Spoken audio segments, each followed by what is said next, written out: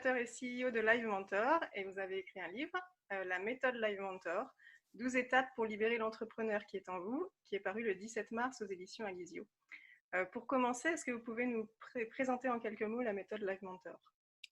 Merci pour cette invitation, ça me fait extrêmement plaisir. La méthode Live Mentor, c'est donc un livre en 12 étapes, pensé pour des personnes qui veulent lancer une entreprise ou pour des entrepreneurs déjà en activité. C'est un livre qui résume les apprentissages de Live Mentor, qui est devenu aujourd'hui le premier acteur d'accompagnement d'entrepreneurs en France. On a accompagné 7000 entrepreneurs en 3 ans et demi, de tous horizons, des freelances, des e-commerçants, des artisans, des artistes, des thérapeutes indépendants. Et en les écoutant, en les coachant, en regardant leur évolution, leur réussite ou leurs échecs, on en a tiré euh, des enseignements très forts. Et j'ai voulu écrire ce livre pour les mettre par écrit, pour les mettre dans un livre, dans un support accessible au plus grand nombre. Et c'est ça la méthode Live Mentor. Et notamment, c'est un livre qui a surpris les premiers lecteurs car il mélange fortement développement personnel et entrepreneuriat. C'est, euh, Ça s'explique par ces 3 ans et demi d'apprentissage. Et qu'est-ce qui vous a donné l'idée, l'envie d'écrire ce livre? Enfin, à quel moment c'est arrivé? Parce que c'est quand même un petit peu différent de la partie coaching qui est proposée par Live Mentor. Bah, le coaching, c'est moins accessible qu'un livre. Le coaching est moins accessible. Le coaching dure 3 mois. Le coaching demande de vraiment s'investir. Et on avait pas mal de personnes qui nous demandaient euh, un aperçu, qui nous demandaient ce livre, qui nous demandaient un format plus accessible. Euh, et c'est vrai que le livre, bah, c'est aussi quelque chose qu'on peut lire à son rythme. Moi, il y a certains livres parfois je dévore en 24 heures, d'autres, je mets 1 an, voire 2 ans à les lire. Et c'est également un plaisir. Le livre peut aussi être offert à quelqu'un qui en a besoin. Donc, c'est pour toutes ces raisons que je me suis lancé dans ce projet un peu dingue. À certains moments, je l'ai regretté, mais finalement, j'en suis très heureux. En fait, c'est un petit peu pour permettre une meilleure diffusion de. C'est un peu comme une initiation peut-être à la méthode Live Mentor pour. Et après, ceux qui développent un petit peu leur projet, ils peuvent prendre le choix de suivre la méthode de coaching. Mais Oui, alors on a dans les premiers lecteurs des personnes qui ont décidé de s'inscrire à une formation dans la foulée. Mais l'idée était surtout de réaliser une synthèse de cette pédagogie. Car nos formations sont spécifiques. On a une formation marketing digital, on a une formation pour les freelances, on a une formation pour les e-commerçants, on a une formation pour les personnes qui veulent devenir formateur ou coach, on a une formation pour euh, l'amélioration de sa productivité. La méthode Live Mentor, elle n'est pas centrée sur un type d'entrepreneuriat, elle est euh, universelle hmm, et donc elle contient des choses qui ne sont pas dans les formations. d'accord. Et comment s'est passée la rencontre et le choix de l'éditeur? Parce que vous avez trouvé l'éditeur avant même d'avoir écrit une ligne. Il me semble que le format du livre vous est arrivé après, en fait. Oui, c'est vrai, tout à fait. J'ai signé avec un éditeur alors que je n'avais rédigé qu'un avant-propos, un synopsis. On appelle ça un synopsis. Euh, j'ai beaucoup hésité à faire de l'auto-édition. Moi, je suis persuadé qu'Internet supprime les intermédiaires et permet à des gens qui sont créateurs euh, de rentrer directement en contact avec leur audience. Maintenant, j'ai eu un coup de cœur sur un éditeur parmi les 5 ou 6 qui m'avaient contacté. Et j'ai eu un coup de cœur pour Alizio, qui est donc une marque des éditions Le Duc, qui appartiennent elles-mêmes au groupe Albin Michel. Et pourquoi j'ai eu ce coup de cœur? Parce que j'ai trouvé en face de moi des vrais passionnés de l'entrepreneuriat, des vrais passionnés de ce nouveau monde, des personnes qui ont publié des auteurs américains que j'aime beaucoup, comme Robert Greene. Et c'est vrai qu'avec Barbara Astruc, l'éditrice des éditions Le Duc. J'ai vraiment eu, et Karine également, bien sûr, sans oublier Marjolaine Revel, enfin voilà, toutes les personnes qui m'ont accompagné. Ça a été une vraie belle aventure et ils m'ont suivi dans ce projet un peu fou. Et aujourd'hui, ben, on va tout faire pour que le livre soit riche, soit mis à jour régulièrement. On a rajouté des bonus digitaux pour les personnes qui ont le livre. On peut scanner des QR codes et avoir accès à des ressources supplémentaires. On veut vraiment en faire un ouvrage de référence qui permet à une génération d'avoir les compétences, mais surtout d'avoir la confiance nécessaire pour lancer et développer une boîte. Et justement, dans la méthode Live Mentor, il est question de définir ses objectifs aussi bien en termes professionnels qu'en termes personnels et arriver à allier tous les éléments de sa vie ensemble. Est-ce que pour vous, avec l'expérience que vous avez sur tous les projets que vous avez pu coacher, est-ce que c'est la clé de la réussite de ces projets? Oui, c'est une des clés, c'est certainement une des clés. Heu, on ne peut pas entreprendre si on n'est pas dans l'action. On ne peut pas entreprendre si on n'est que dans le monde des idées. Sinon, on est chercheur. Mon frère est chercheur, par exemple. Heu, entreprendre, c'est construire des choses, c'est construire c'est un peu la même approche qu'un jardinier, qu'un permaculteur, qu'un archéologue. Il faut être en action. Et le problème, c'est qu'on a énormément de structures d'accompagnement, incubateurs, et autres qui demandent beaucoup de documents aux entrepreneurs. On leur demande de bosser sur des business plans, on leur demande de répondre à 25 questions d'affilée. Mais c'est pas ça qu'on fait, nous. Nous, on leur demande d'être en action sur leur entreprise. On leur demande d'aller créer un site internet, on leur demande d'aller trouver des clients, on leur demande tout ça. Donc c'est essentiel. Et du coup, il faut qu'ils arrivent à avoir la motivation nécessaire. Et donc, c'est aussi trouver dès le départ un équilibre dans l'énergie qu'on va mettre un peu sur tout. Parce que si on met toute son énergie dans la partie professionnelle, on tombe en burn-out et on n'a pas un équilibre de vie correct qui permet de travailler sur le long terme. Du coup, il y a un peu cet aspect-là quand même dans Ah, mais ça, c'est la grande notion, c'est la grande, grande notion de l'équilibre pro-perso. Ça dépend de comment on voit les choses. Soit on voit les choses de manière traditionnelle et on considère que le travail nous détruit et que le travail est un effort et que le travail est quelque chose de dangereux et qu'il faut se garder du temps, se sauvegarder du temps pour la partie personnelle. Soit on part sur la vision que je propose moi dans le livre, où on crée une entreprise non pas par objectif financier, mais par passion, autour d'un thème qu'on adore. Et à partir de ce moment-là, la distinction pro-perso, elle devient beaucoup plus ténue et beaucoup plus complexe. Et ce n'est pas une question de nombre d'heures de travail et de nombre d'heures de repos. C'est une question de dynamique qui est beaucoup plus subtile. Les gens qui sont passionnés par leur entreprise heu, consacrent énormément de temps à cette entreprise, ne comptent pas leur temps et adorent ce qu'ils font. Ce qui n'empêche pas d'avoir des moments où évidemment on va chercher de la curiosité, on va chercher d'autres activités et on va chercher, à partir 2 semaines en randonnée et à mais ça part d'une réflexion qui est toujours liée avec l'entreprise. Comment est-ce que je peux construire une entreprise au service de ma vie? Oui. Et non pas comment je peux séparer l'entreprise de ma vie. Alors, mon idée, c'était pas forcément séparé, mais c'était que on a plusieurs envies et objectifs dans la vie. On peut avoir envie de développer sa passion, mais on peut aussi avoir envie de fonder une famille et de passer du temps avec sa famille. On peut aussi avoir envie de rester proche d'amis, d'avoir des loisirs et d'autres différentes passions. Et en fait, j'avais l'impression que la méthode Live Mentor, c'était aussi des moyens de combiner tout ça et de permettre que tout ça fonctionne ensemble, en fait. Oui, en mettant l'entreprise au service de sa vie Ouais. et pas en séparant les 2. C'est simplement la nuance que je voudrais apporter. C'est se dire: «Si je veux, par exemple, avoir mes mercredis après-midi, et tout mon mercredi de libre pour mon enfant, qu'est-ce que ça implique sur mon entreprise? Comment est-ce que je peux créer mon entreprise en fonction de ça? Comment est-ce que je peux automatiser certaines choses? Comment est-ce que je peux déléguer certaines choses?» Ouais. Et donc Oui, c'est penser l'organisation de l'entreprise.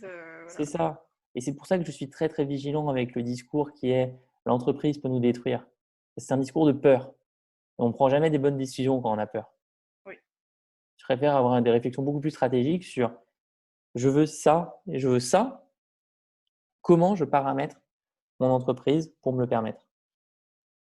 Et alors, j'avais une question parce qu'il y a des.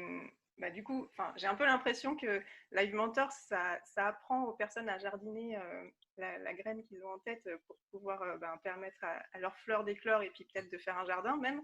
Et du coup, je sais que vous travaillez beaucoup avec les images, l'apprentissage par l'image, du coup, cette image m'est venue.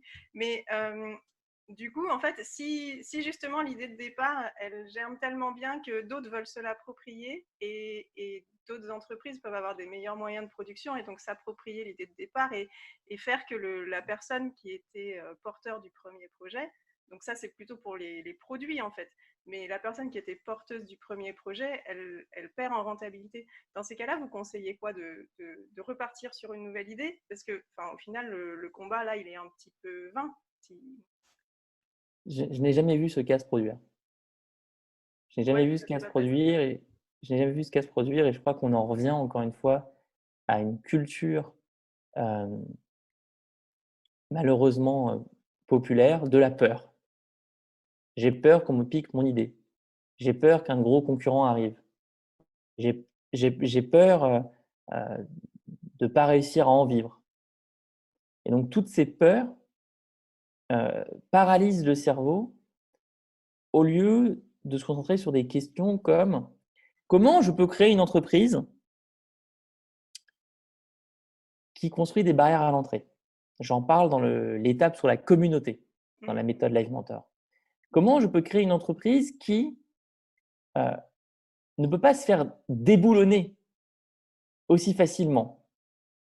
Et je donne l'exemple d'un entrepreneur qui est au contraire, une entrepreneuse même, je crois qu'il faut accorder, euh, qui, elle, au contraire, a lancé un site e-commerce, mais sans soigner sa communauté, sans soigner son service client. Et donc, elle voit du jour au lendemain 10 concurrents débarquer et lui Lui voler sa clientèle. lui voler sa clientèle et lui rendre la vie beaucoup plus difficile. Mais il y a à l'inverse des stratégies très efficaces à mettre en place pour construire un écosystème qui est unique et différent. Et ça passe par exemple par un niveau de qualité très important. Ça passe par apporter de la valeur supplémentaire inattendue, comme créer une communauté avec ses clients. Ça passe par du contenu qui est propriétaire, avec un blog, avec une newsletter par exemple. Ça passe par euh, également un soin super important qu'on apporte à chaque interaction. Et c'est là où il faut regarder par exemple des films comme Giro, alors j'ai retrouvé le terme exact, c'est Jiro Dreams of Sushi. Jiro Dreams of Sushi. Est-ce que vous connaissez ce livre? Non. Ce film, hein. C'est un documentaire même. Un documentaire sur Jiro Ono, qui a 85 ans et qui est un maître du sushi à Tokyo. Et c'est un tout petit restaurant étoilé qui est assez légendaire. Et là-bas, on voit comment le soin du détail est poussé et on apprend par exemple que les cuisiniers débutants n'ont pas le droit de faire autre chose que cuire le riz pendant une période de temps assez dingue, pendant 1 an, 2 ans, avant d'avoir le droit de faire un sushi. Euh, et c'est là-dessus que moi je pousse les entrepreneurs à réfléchir, j'essaye de les pousser toujours à faire taire les peurs pour travailler sur les opportunités. Oui, puis au final, vous, vous les coachez pour qu'ils essayent de rendre leur produit ou leur idée unique et tellement unique qu'on n'a pas envie d'aller prendre la copie au final. Absolument, C'est un peu ça. Ok, c'est exactement ça. et alors, nous, on s'intéresse, on est le salon des indés du livre, donc il y a beaucoup d'auteurs indépendants qui sont invités ou même qui sont intéressés par le salon. Et les auteurs indépendants sont souvent des personnes qui développent justement leur passion à travers des livres, mais en annexe du reste d'un travail qui leur permet de financer leur vie, etc. Est-ce que vous auriez des conseils spécifiques à leur donner? Parce que la plupart d'entre eux essayent d'en vivre, enfin, aimeraient en vivre. Et au final, c'est pas toujours si facile. Ouais. Donc, on parle vraiment d'auteurs auto-édités? Oui, ouais, voilà, auto-édité. Alors, il y en a beaucoup aussi qui sont hybrides, c'est-à-dire qu'ils ont certains ouvrages qui sont édités et puis d'autres qui sont en auto-édition aussi. Ouais. Mais bon, en fait, c'est aussi la problématique des auteurs. Ils sont très peu à pouvoir vivre de leur passion concrètement. Et si vous aviez des conseils spécifiques pour Bien leur sûr. permettre de développer. Bah, avec plaisir, c'est un thème que j'adore. Bon, alors là, il y a plusieurs choses. Premièrement, le modèle économique traditionnel avec un éditeur est très compliqué. C'est pas que l'éditeur s'en met plein les poches. En fait, quand on regarde la répartition, il y a une partie pour l'éditeur, une partie pour le distributeur, une partie pour le libraire, une partie pour l'auteur, une partie pour l'État. Bon, et tout ça, ça fait quand même d'enfants autour d'un gâteau et il faut le diviser. Euh, Puis il y a surtout une énorme production de livres en fait aussi. Enfin, la concurrence, elle est énorme dans le domaine du livre. oui, oui, mais vous verrez que moi, je déteste réfléchir en termes de concurrence. Je trouve que ça n'apporte rien. Donc, c'est pas, pour moi, c'est pas, la concurrence n'est jamais un sujet.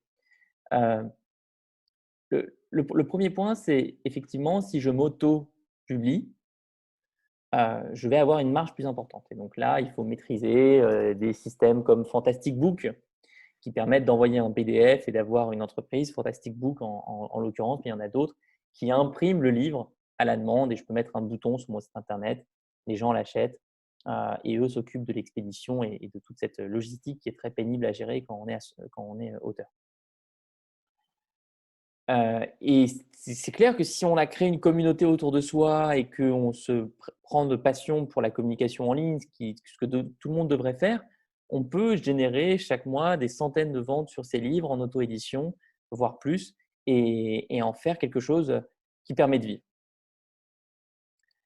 Après, qu'on soit en auto-édition ou qu'on soit publié par une maison, il y a une autre réalité qui est que le prix d'un livre euh,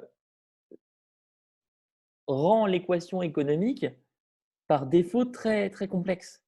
Et c'est là où il faut peut-être toujours voir le livre comme quelque chose de complémentaire parmi une gamme de produits, d'activités, de services.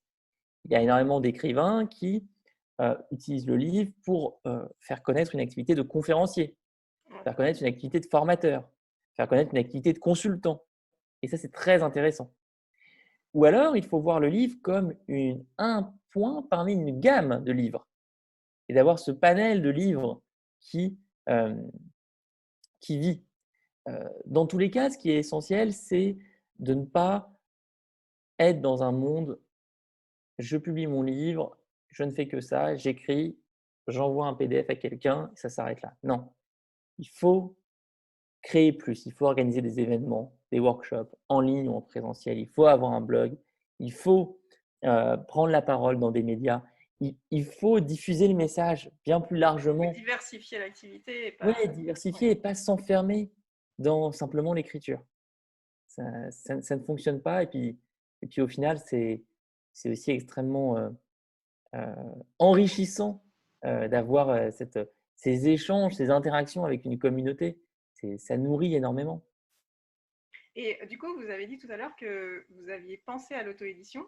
Enfin, alors, il y a eu le coup de cœur avec votre éditeur, mais est-ce qu'il y a d'autres choses qui ont pesé dans la balance pour choisir plutôt d'avoir recours à un éditeur? Parce que finalement, vous avez, enfin, vous prenez beaucoup en main toutes les choses que vous créez, donc l'auto-édition, ça vous aurait permis de prendre en main complètement la méthode. Je le ferai pour les prochains certainement. Je ferai D'accord. certains de mes prochains livres en auto-édition. Là, encore une fois, c'était un coup de cœur avec Barbara et toutes les personnes de Le Duc. Et j'avais envie de faire ce projet-là avec eux. Mais je m'amuserai très certainement à l'auto-édition dans les prochaines années. Bah, d'autant plus qu'un des avantages de l'auto-édition, c'est que le livre, il est tout le temps disponible parce que quand on a recours à des éditeurs, c'est souvent pendant des périodes de temps qui sont diffusés en librairie, puis après, ça peut s'essouffler, alors que sur les plateformes d'auto-édition, bah, c'est constant, quoi. Enfin, On est d'accord. Ouais, on est bien d'accord. Ok, je vous ai à peu près posé toutes les questions que j'avais. Est-ce que vous auriez quelque chose à rajouter? Bah non, à part que vraiment, je suis passionné par ce domaine-là. Je crois énormément euh, au futur des auteurs. On rentre dans un monde où le métier de l'éditeur va être compliqué. Le Oui, métier je d'éditeur pense aussi. traditionnel va être vraiment compliqué. Moi, par exemple, mon imprimeur, j'ai bossé avec les éditions La Ballerie, qui sont géniales, une entreprise qui est constituée en scope. Ils sont en train de bosser sur une machine qui s'appelle Gutenberg, qui fait de l'impression à la demande de livres. Donc, leur plan, c'est d'envahir la France avec des Gutenberg et les lecteurs pourront, avec leur iPhone, voir qu'il y a un Gutenberg dans la rue à côté, commander le livre, tiens, la méthode Live Mentor Alexandre Dana, hop, je me le prends, 30 minutes après, j'arrive, il a été imprimé. Ah, c'est excellent. Donc, ça ne passe plus par les éditeurs. Hmm. L'auteur va être directement en relation avec les imprimeurs. Et ça, je pense que ça devrait vraiment, vraiment, vraiment Oui, il y a du changement inviter. qui s'annonce, quoi. Ouais, tous les auteurs vont adorer. Tous les auteurs vont vraiment adorer euh, être entrepreneur. Il faut être auteur et entrepreneur. Il faut être écrivain et entrepreneur. Et ça va être une époque vraiment formidable, j'en suis certain. Ouais, mais il y a effectivement, moi en lisant des choses sur la méthode Live Mentor, je trouvais que ça se rapprochait beaucoup, voilà, de ce que les auteurs peuvent essayer de développer et que ça peut aider à diversifier son activité, à voir les choses autrement, à pas se focaliser que sur le livre et à essayer de développer d'autres choses. Ouais.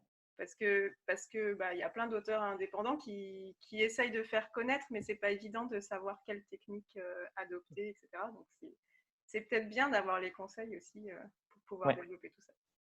tout à fait. Tout à fait. Merci beaucoup pour Je vous remercie l'invitation. beaucoup. Ouais, mais vraiment plaisir partagé. C'était un grand plaisir. Bonne journée. À plus tard. À bientôt. Au revoir.